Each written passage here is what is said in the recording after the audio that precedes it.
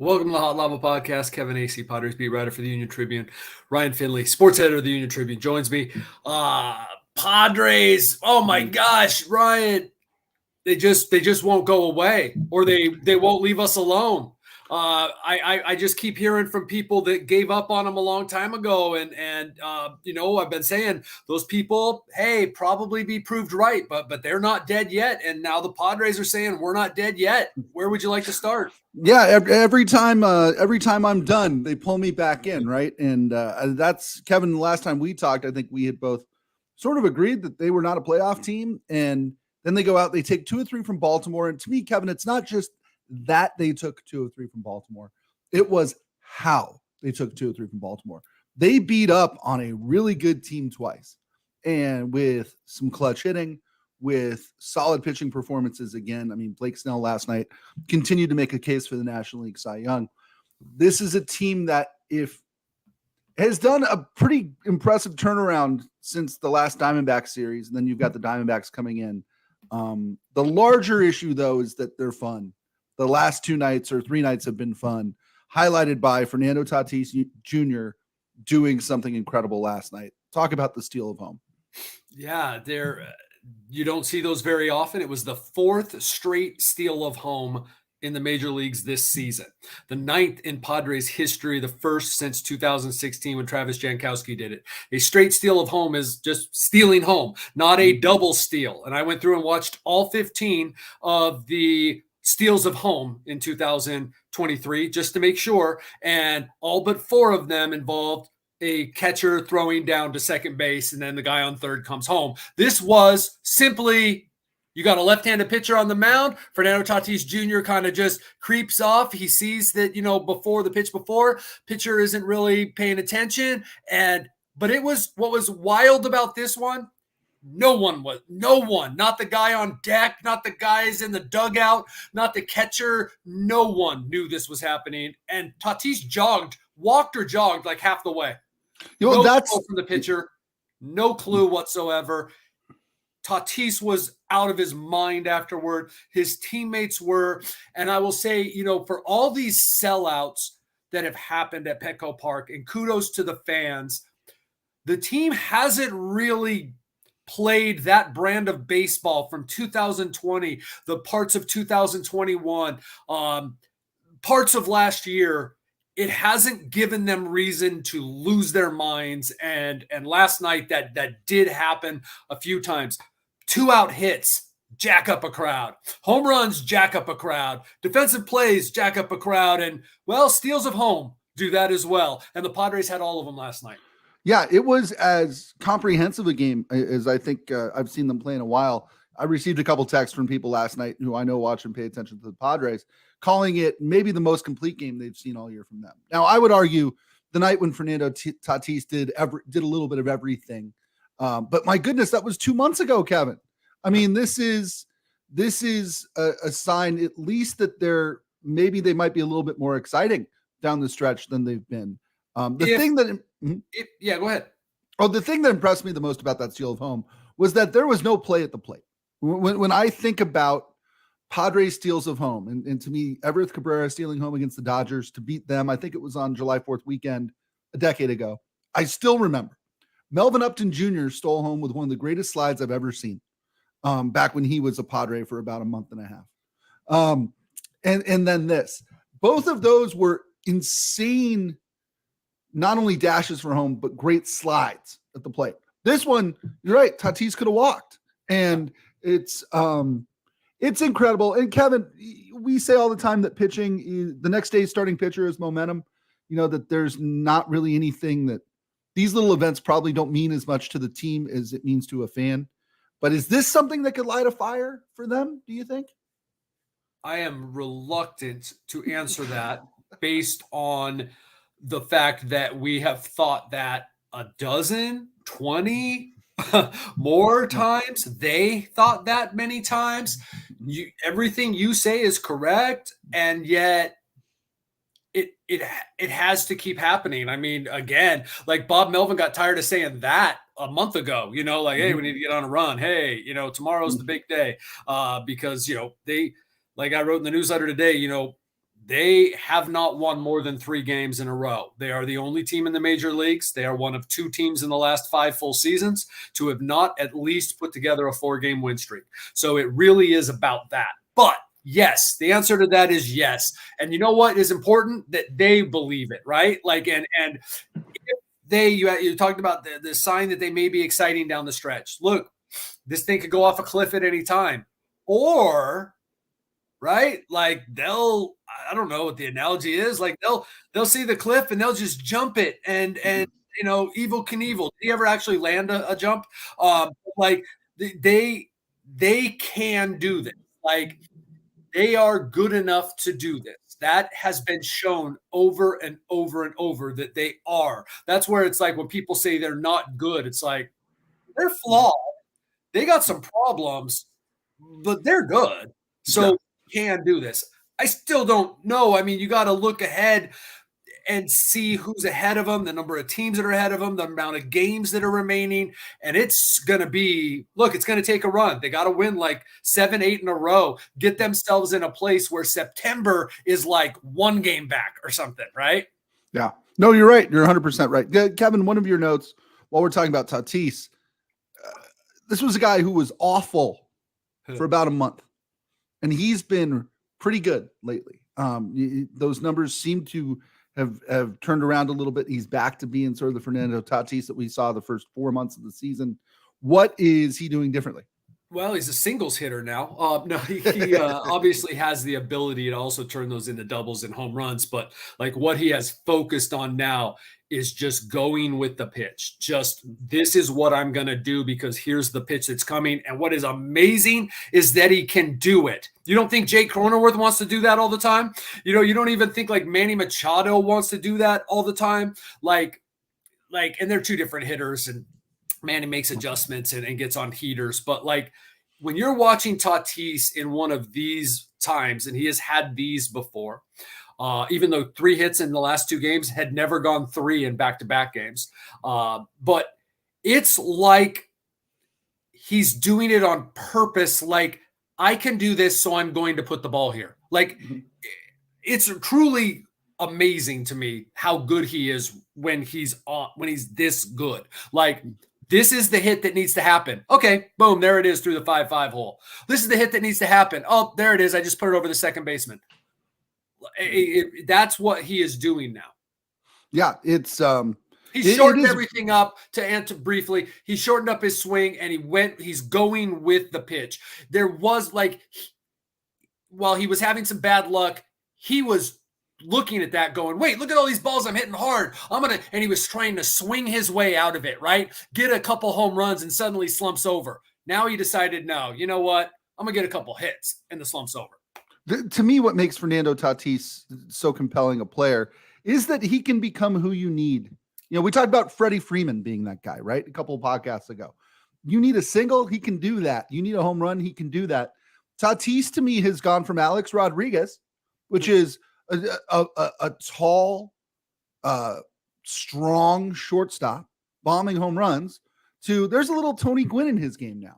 He's playing right field. He's hosing guys at second base. He's getting singles. He's going opposite field. He's stealing bases, which, again, people forget. Tony Gwynn did a lot of that early in his career. I mean, he's a chameleon in a way, and I'm not sure that there are many baseball players in this era who can do that. He has the ability to be that. I mean, he has the ability to, because of his baseball acumen, to steal home without anyone in the stadium knowing it's happening. But yes, he has that ability. It'll be interesting to see how now he's done it before, gets comfortable at the plate.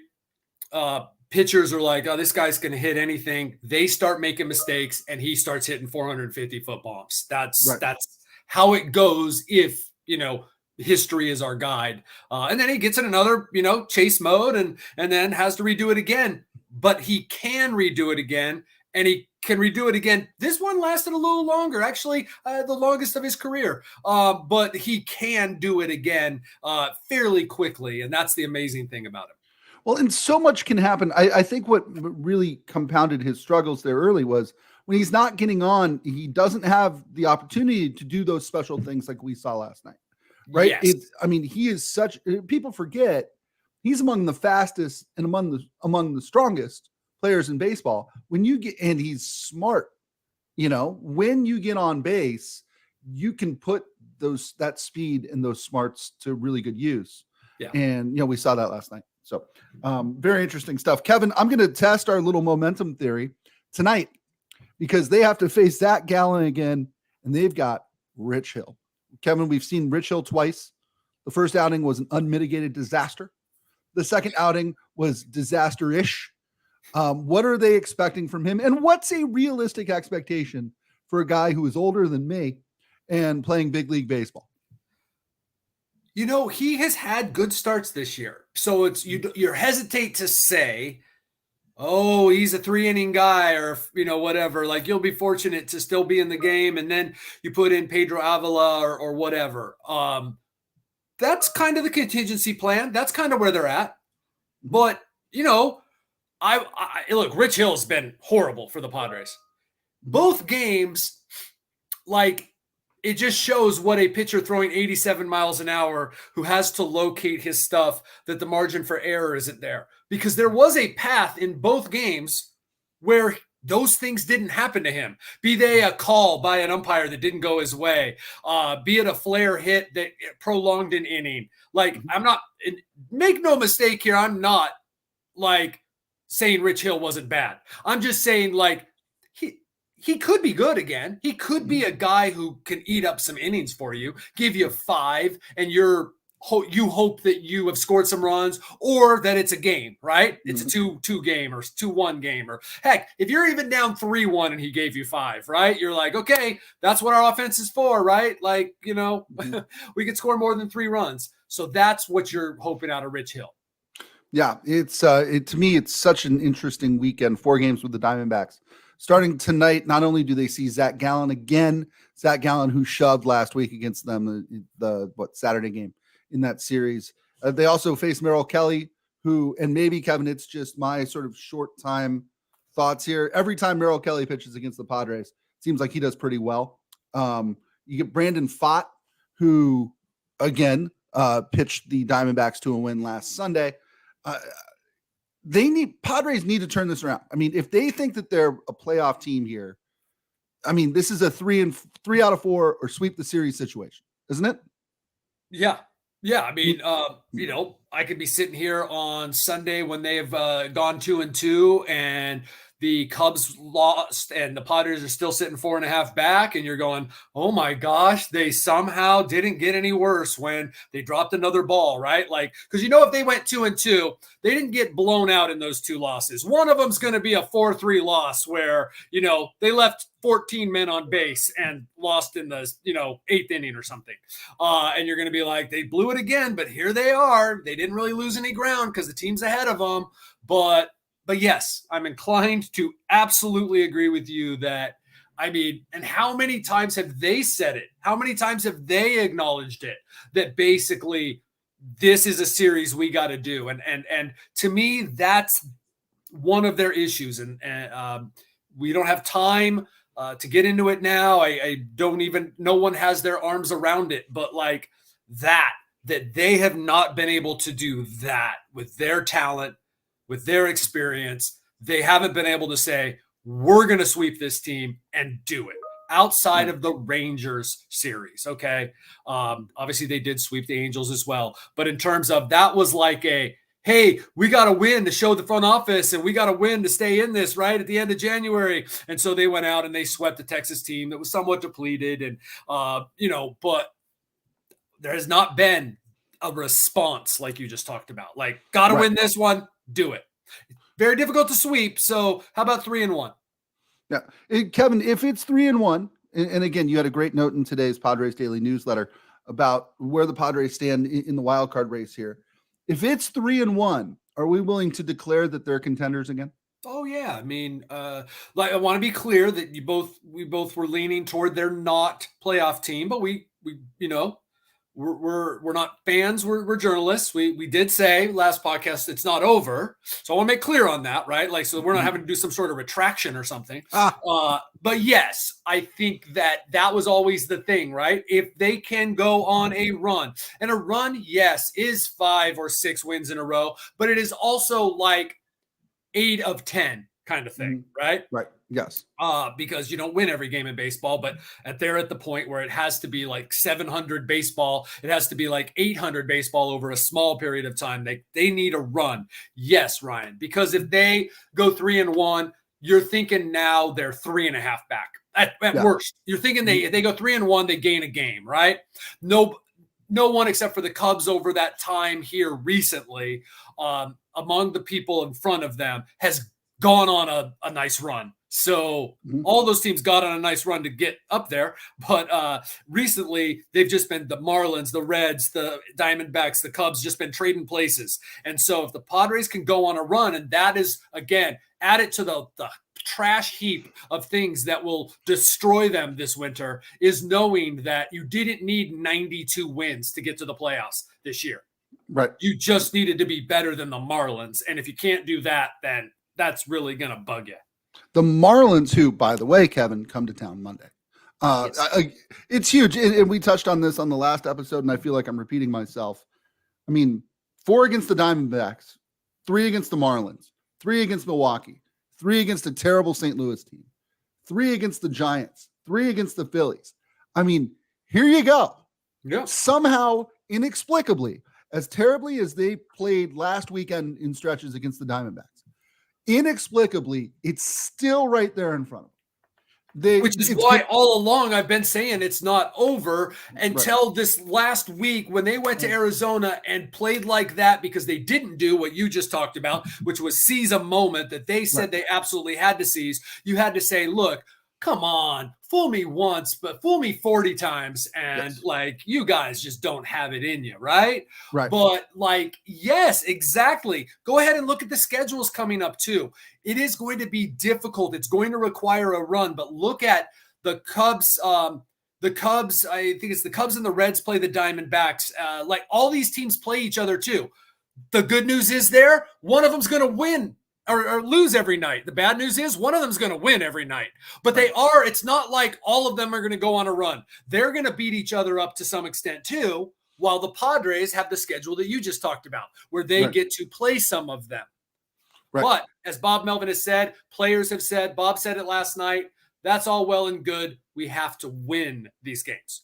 Yes. Yes. We have to actually win them. It's not like that's duh, but it's like they're so exasperated that it hasn't happened, because they honestly do believe the words they're saying, that they're better than this. Now, Kevin, doubt has creeped in their minds. I promise you that, but they do believe. To me, it's the 2020 baseball season again. Every game counts like 3 times what it normally does, right? This is a Monday in late August, and it's appointment television for me, because this game matters so much. This pennant race is tightening up. Kevin, we're up against it just a little bit time-wise. Any other things that you'll be looking for here against the Diamondbacks, and anybody who's jumped out at you here in their series win over Baltimore? I mean, again, what do we got? We got Hill going, Lugo, who pitched better. They get Darvish. Waka, Darvish, right? We're at the point of the season, and this is where it gets a little like you're covering the team, and all year you're like looking for all these little nuggets, and you walk to the ballpark now, and it's like, are they going to win or lose? That's really all I care about today. Right. It's the game. What's compelling to me, Kevin, I said this to somebody last night. The Padres could have the National League Cy Young Award winner. They could have, if not the National League Most Valuable Player, the National League Most Valuable Player finalist in Ha-Seong Kim. Based on what he's doing, based on some of these numbers. He better finish hot. I love Ha-Seong Kim, and I think that you're correct. He's going to get some like bottom 5 votes and be a top 10 finisher, but they're not good enough for him to be. But I'm going with your point. Go ahead. Yes. Okay. They're going to have the Trevor Hoffman Award winner likely for a National League closer. In the conversation. In the conversation, sure. I'll go with your point there. Here we go. And none of those guys are named Juan Soto, Fernando Tatis Jr., or Manny Machado. For all of these things to happen and for them to be on the outside looking in, there is still a part to me intellectually that says maybe there's a run there. Maybe this could come. If not, it will become the most disappointing season in the history of the team and the most disappointing season maybe in the history of anybody not named this year's Mets. Okay, so I think your point is that if before the season we'd said Blake Snell is going to step up and have the kind of year in his contract year that, he hopes he has, because you're in your mind, you're like, yeah, Yu Darvish, Joe Musgrove, you can count on them. Okay, cool. They have real live top three. Okay, yep, that you're right. I think they'll be good. Or, Ha-Seong Kim is going to bat 270 and get on base at a 350 clip and hit 20 bombs. And steal 30 bases. And steal 30 bases. And play you mean with the big four also? Wow. Oh yeah. Padres are going to be who we thought they were. And so yes. And Michael Wacha, who walks in during spring training in street clothes and joins your rotation. Yes. And Seth Lugo, who might have been the only guy who thought he was a starting pitcher before this season. And that all of these things hit. To me, it makes the other stuff extra frustrating because all of these things that have to happen for a deep playoff run seem to be happening, except they're on the outside looking in with 5 weeks left in the season.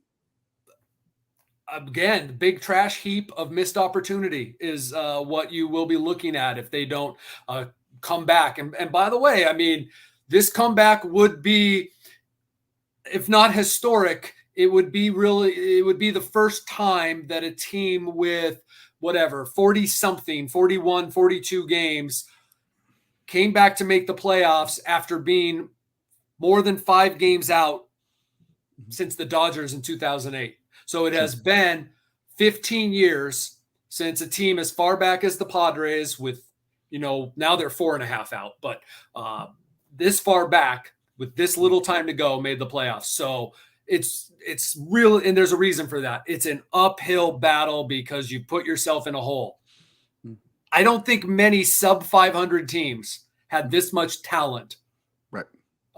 Here's one thing though. Today, you'd feel a lot better about if it was Joe Musgrove in his spot. And there's another thing on the missed trash heap of opportunity is you didn't take advantage of these types of performances like Joe Musgrove. And when it was here, you weren't winning when everything was going right. And now you're having to rely on Rich Hill to get you through a game like today. Right. And we'll see, Kevin, every game means so much now. When we talk next, heading into the Marlins series, our tones will probably have changed again. A big series for them and they're right back in it. A bad series for them and the season's over. That's all. That's all we've got riding on this weekend series against the Diamondbacks. Just mere survival. Yep. You're correct. That's where we're riding the wave now. It's crazy. That'll do it for this episode of the Hot Lava Podcast. For Kevin Acee, I'm Ryan Finley. We'll see you next time.